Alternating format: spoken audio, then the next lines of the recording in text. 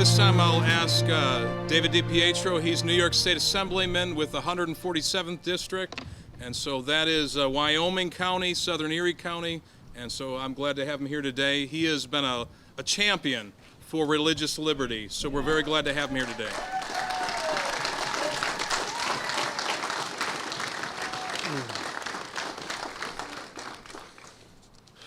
Wow.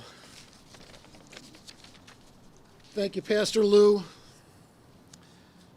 Good afternoon, everyone. For those of you who don't know me, even though I've met so many of you, I'm Dave DiPietro. I'm the Assemblyman. And first of all, I want to thank you for standing with me here today. I'm sure all of you know we are here for an incredibly vital and straightforward purpose. And that's just to reopen our centers of worship. Right.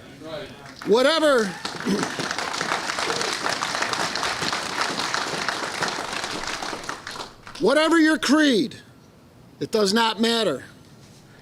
Our communities, our traditions, and our religions are central to our way of life. From the time this quarantine was first implemented, we've dutifully tried to abide by what's been asked of us, have we not? Yep.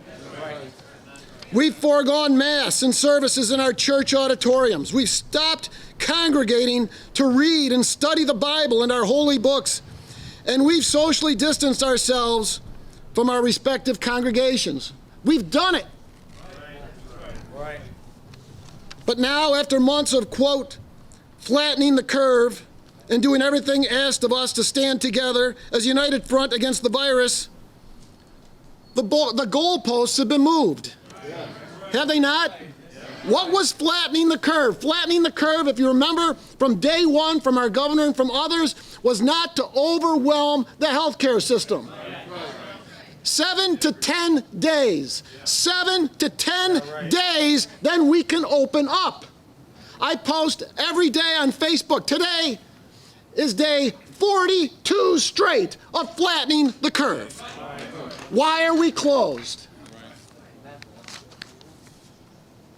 As the numbers continue to decrease far past the initial 15-day quarantine period, and with the majority of counties reporting no or minimal increases, I want to repeat that, a majority of counties reporting no increases, we're being forced by our officials to continue to stay at home, forced to continue to keep our church doors closed, to continue to cower in fear just because they say so, to continue to,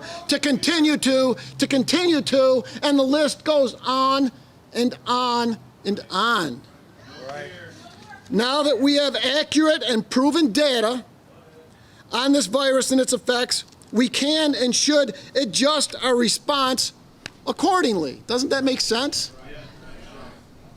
We have suffered too long and lost too much because of the illogical, unfairly applied, extreme response measures taken by our governor.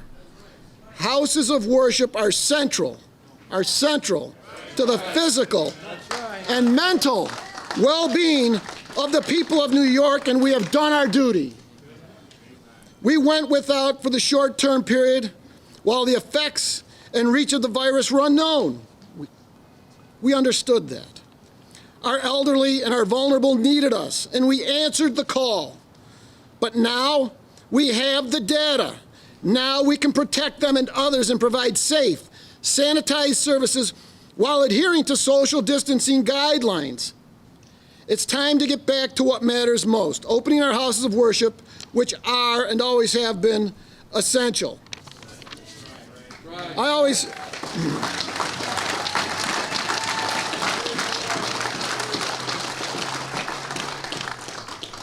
Wherever you meet to pray and worship with your fellow man, whether it be in churches, synagogues, cathedrals, study groups, community centers, whatever your way of prayer, your creed, your worship, whatever you do to practice your faith, it's time to get back to our way of life, to prayer, to free worship of our God.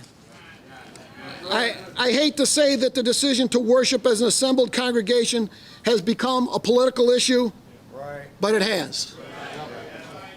This places us in an improper and shameful position. This is an assault on our First Amendment rights, the very First Amendment. Let it be understood by all that we are not breaking the law to hold church services in our state.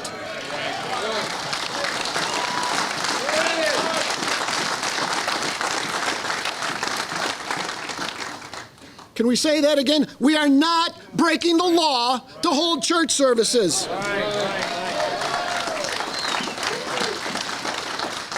Other businesses and other organizations are freely open. And I say it all the time.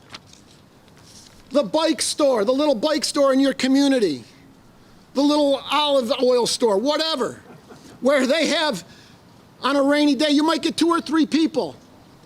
They know how to social distance. We're adults. We can do that. But yet they're deemed a health hazard to society, and they can be fined and imprisoned.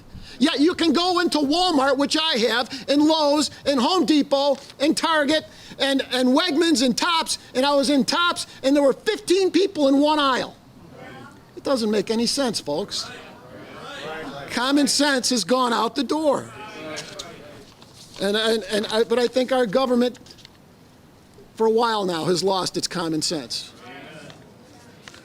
Thankfully, the curve has been flattened, but sadly, this stay-at-home order and the social quarantine has gone farther than it should have been allowed. The governor of New York State does not supersede God's will.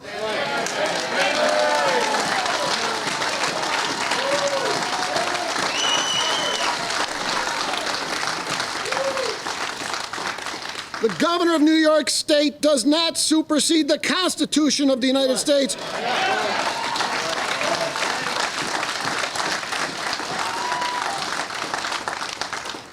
And the governor of New York State does not tell us how to worship.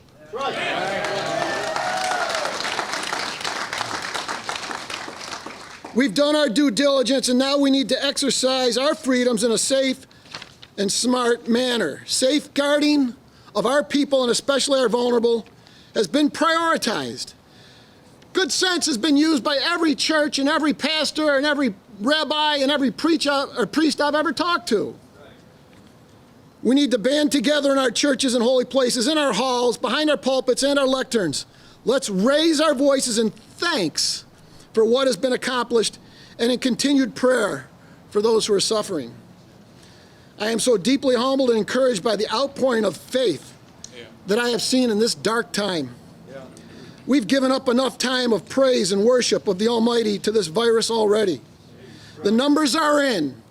And it's time to open the doors to what, in even more desperate times than these, were called sanctuaries.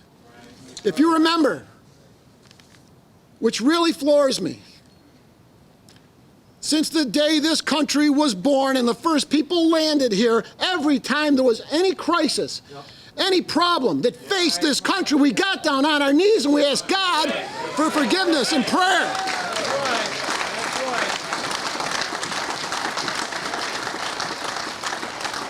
And for the first time in my 60 years, I'm watching the government tell us that we can't do it, and it's wrong.